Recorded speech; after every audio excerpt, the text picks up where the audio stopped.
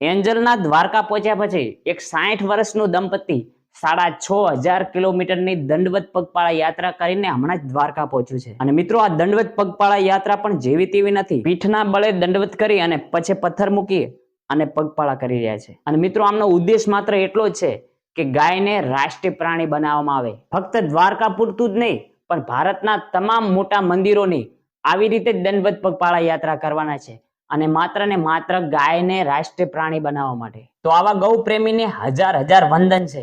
અને શું બોલ્યા છે એ વિડીયોમાં જોઈએ।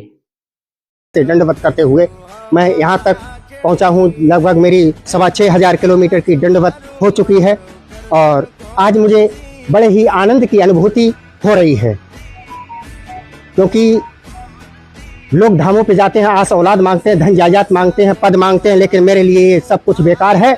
और मेरे लिए है तो मेरा धर्म और मेरा राष्ट्र ही सर्वोपरि है। और ये ऐसी यात्रा करते हुए मुझे बड़े ही आनंद की अनुभूति हो रही है। देखिए, सनातन धर्म और गौ माता की रक्षा के लिए हर दर पे अर्जी लगा रहा हूँ, मत्था टेक रहा हूँ, मत्था पटक रहा हूँ कि हे महाकाल माँ आदि शक्ति, मेरे सनातन धर्म की रक्षा करो, और जो मानवता से दानवता की ओर मुड़ रहे हैं उन्हें सद्बुद्धि दो, और मेरी गौ माता को राष्ट्र माता का दर्जा मिल जाए। फिर वो मुझे कुछ नहीं चाहिए।